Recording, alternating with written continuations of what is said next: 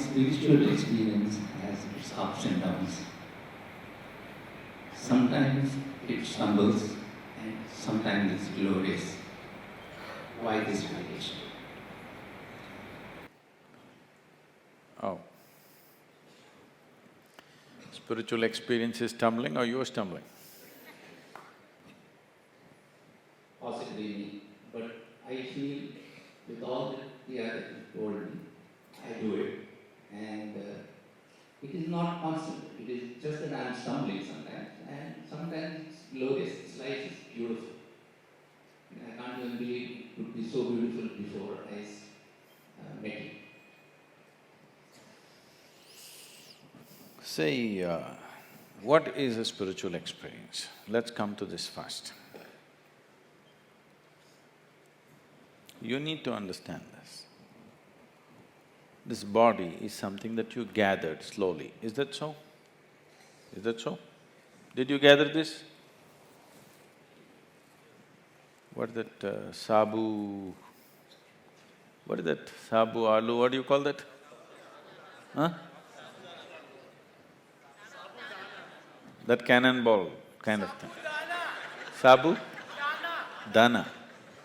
So, sabudana.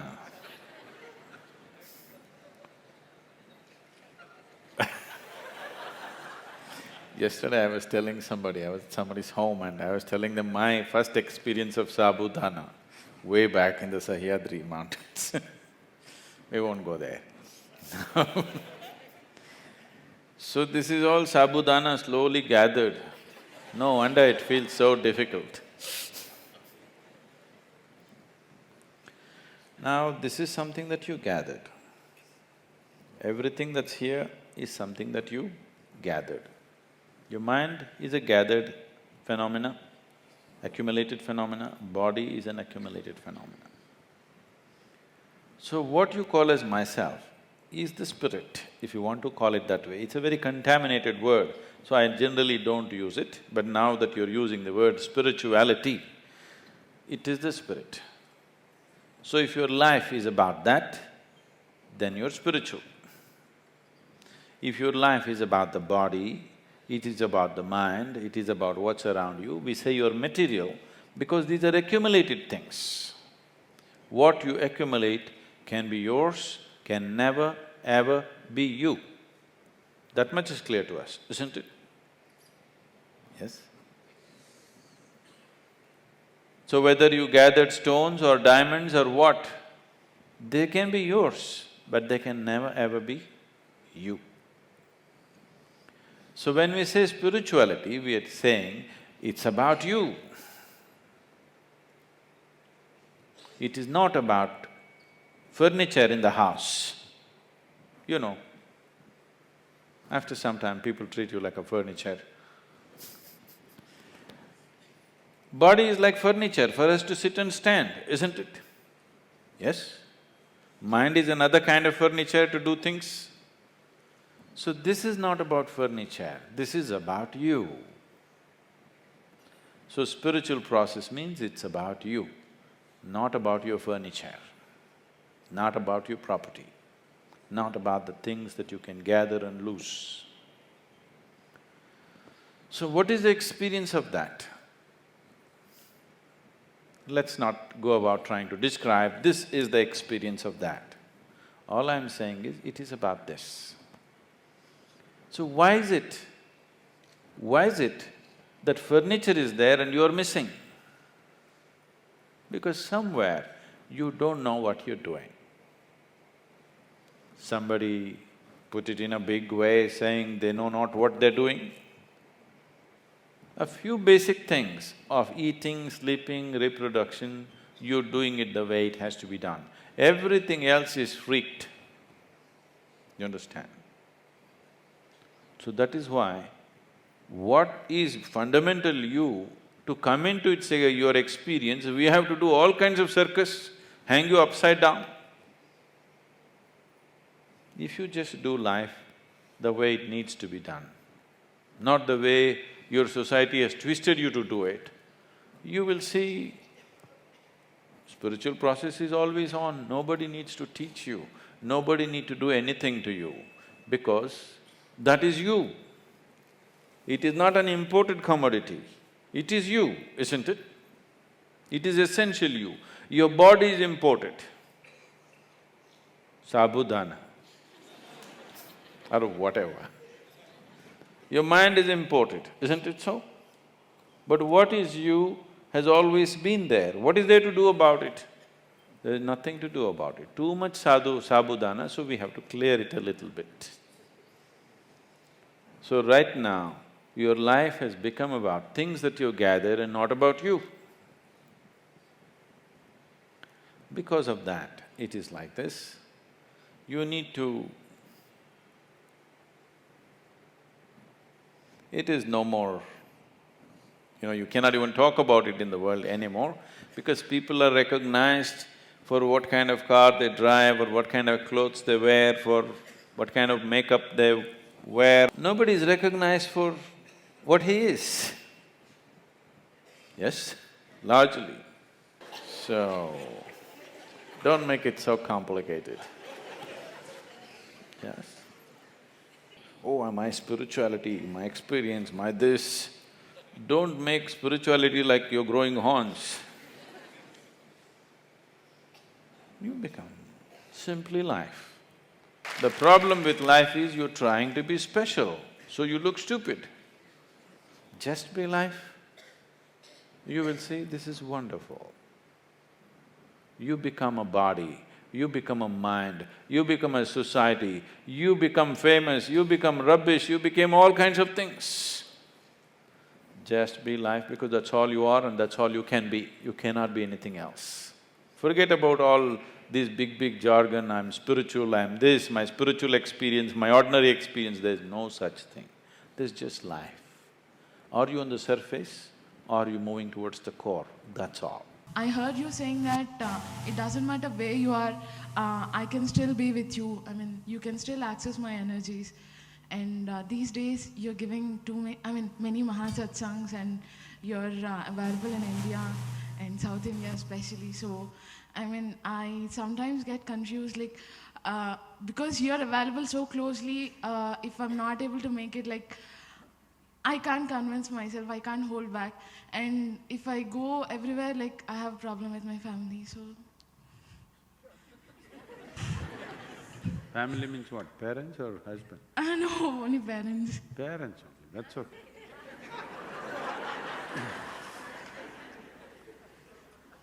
But you tell me,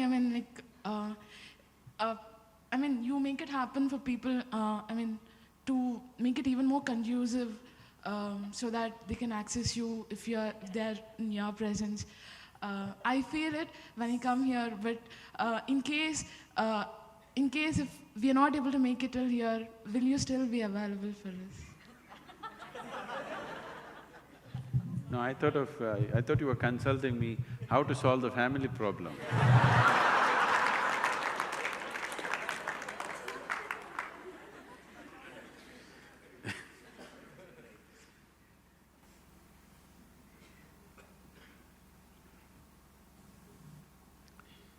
Saying,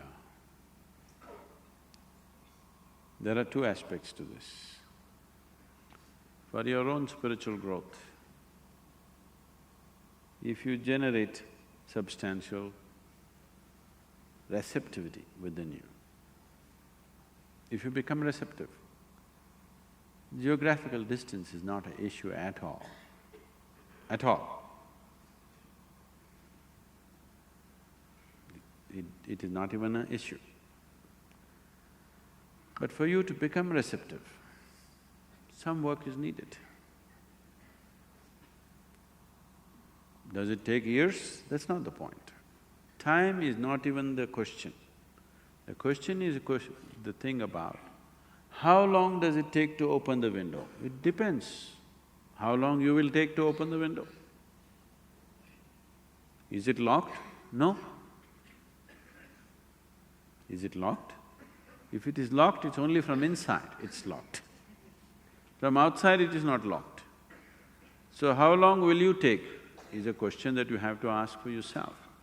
So if your doors are open, then Geographical space is not an issue. But now this question is coming from a thing that you're unable to take steps that you wish to take in your life. If you have children, you have a 20-year project, you have to take care of it. All of you already… project on. Now you have a 20-year project, it's not for you to decide halfway down, shall I dump my children and walk away somewhere?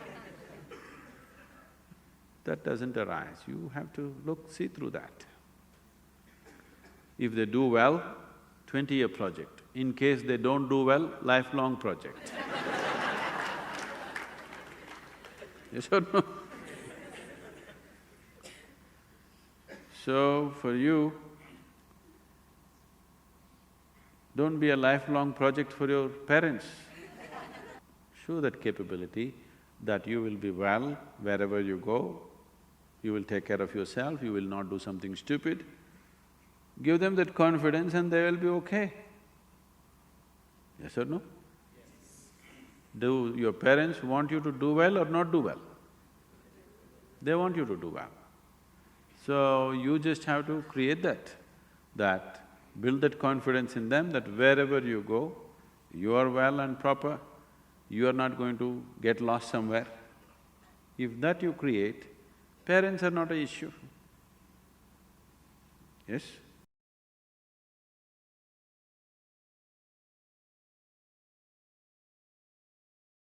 All right. I'll give you a roadmap.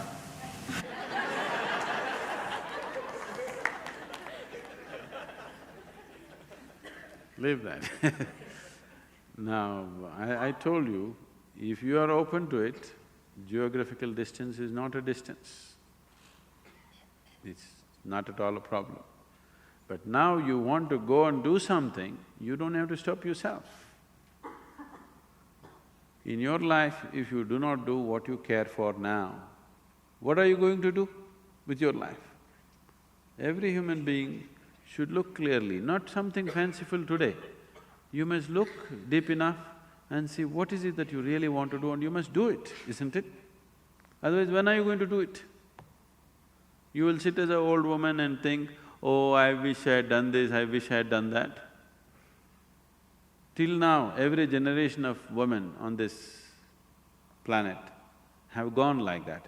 You are among the first generation of women who have the opportunity to do what you want to do. You must do it, isn't it? You must do it means not doing silly things. One reason why they kept you under iron hand is because they believe that you will do silly pink things only. If you show that you're going to do responsible things, you're going to create things, you're going to make something out of yourself, why the hell should anybody stop you, isn't it? Isn't it so? So you have to show that and you must do it. If you don't do it now, when? How do I become so receptive that it doesn't matter where I am, I can still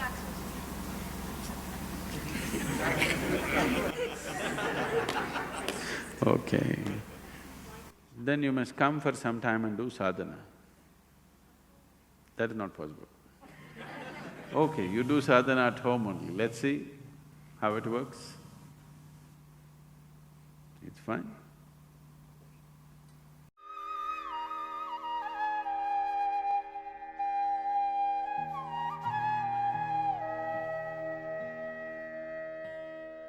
But he must be punished.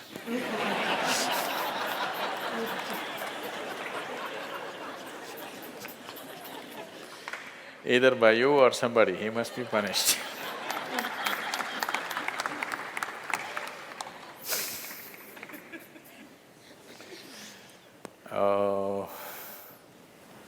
What kind of punishment do you normally give to people? Already enough punishment has been given, isn't it? Already it's been given. The ugliness, the nastiness, the silent treatment, everything has happened. So what more punishment you want to give? Your thing is there is no remorse on the other side.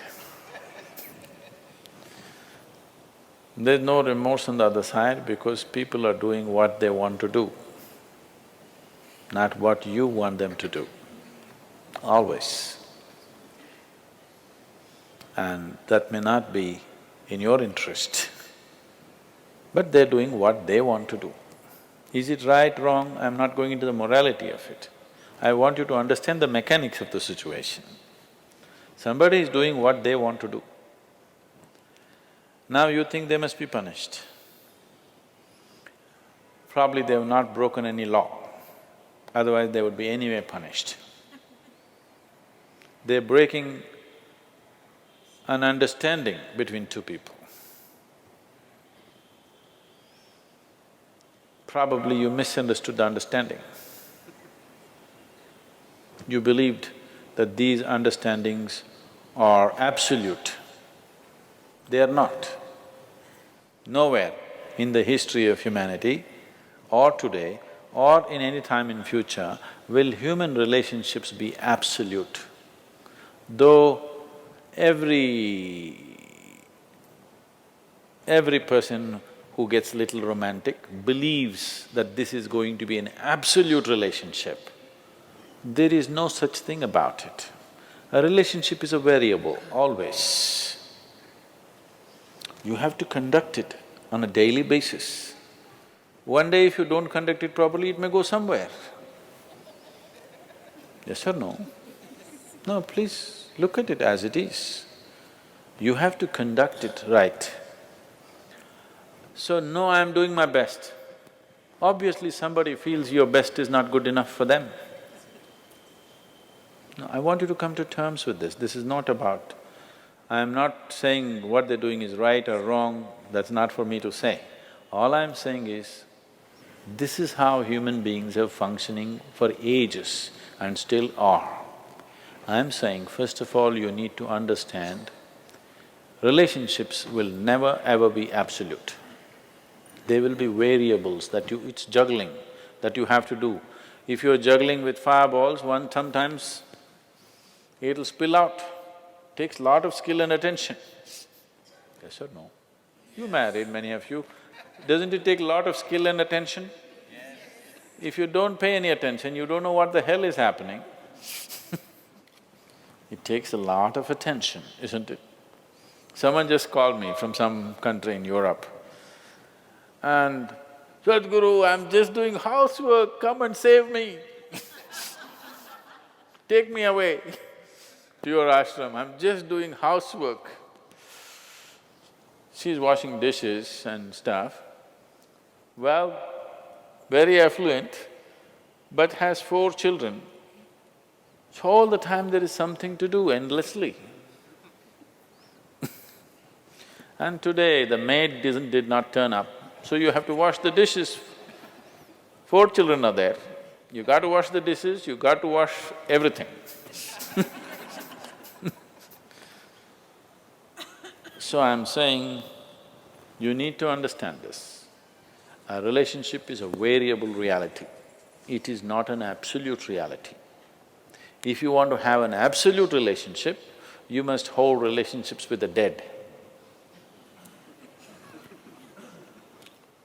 That's the reason why a lot of people choose God, because it's an absolute. You can handle it whichever way you want. If you didn't think of him for 10 days, and on the 11th day if you think of him, he's still there. You do that to your husband or wife or somebody, then something else will happen. You went away, got busy, forgot about God for 3 years. Again you can think, still there. So if you want to have an absolute relationship, you should not choose human beings. Human relationships are variables, needs lot of attention. So that's why some people decide in their life they don't have the time and the energy to manage such things, so they take another path where there is no such obligation. They close their eyes, they're by themselves, they don't care who is around them, what's around them. So you can't do that. I think it's best. In trying to punish somebody, you will only end up punishing yourself. They're doing what they want to do. It's best that you see what is it that you really want with your life. You don't have to react to them and do something stupid like them. You just have to sit down and look at this. When your illusions are broken, you're disillusioned right now. It's a very good thing. If your illusions are broken, that means life is bringing you closer to reality, isn't it? So this is an opportunity for you to sit down and see, what is the nature of my life? Why is it? See, this piece of life is a complete piece of life, isn't it so? Is it half a life? Are you a half a life or a full life? Full life. Why is it that it feels so incomplete that it needs another person to fill this life? Why is it? It's time to look at it, isn't it? If this is a full life, this is complete by itself. But right now, you made it in such a way that this cannot exist with that one and that one, without that one and that one and that one. So somewhere it's an incomplete life, or at least it has not realized the fullness of its nature, isn't it? This is a complete piece of life, packed with creator and creation together. Very great combination. If you… this is a time when life knocks at your door like this, it's time you look deeper rather than reacting and trying to fix somebody else. Punishing somebody else is not going to transform your life, not going to make your life beautiful in any way. Some sick satisfaction you'll have for 2 days, after that you will feel guilty about that also. Yes, initially when this emotion is hot, it gives you satisfaction. After some time when you look back, you'll feel ashamed of yourself. So don't go that way. This is an opportunity. Somebody is opening up a spiritual dimension for you, really. Somebody is making you realize how fragile all these things are. They can cheat you, they can run away, they can divorce you, or they can fall dead, isn't it? If they fall dead, you wouldn't think that he cheated me. Would you think? No. But whichever way you denied, isn't it? The important thing is you denied something. How he did it is not the problem. He denied you something either by death or divorce or cheating or whatever you call it. But essentially you got denied. You can be denied only because you are in a certain illusory state of believing that this is half a life and it needs another half from somewhere. No, this is a complete life. If you blossom as a complete life, you will see relationships will be of a completely different nature. It will be more of coming together and sharing, not of extracting. It has to transform. If it has to transform, you have to transform. This is a great opportunity somebody has given you. Stop using this word, somebody cheated me. Just say somebody is pushing you towards ultimate reality from an illusory state. We must thank that person. We must be grateful. Instead of keeping you in an illusion, instead of keeping you in your life for a whole lifetime, so soon they're making you realize this. Otherwise you will know this at the time of your death. Yes. You'll know at the time of your death, when you're dying, I'm scared, why don't you come with me? You'll say, no. So at that last moment, instead of knowing, it's better to know now.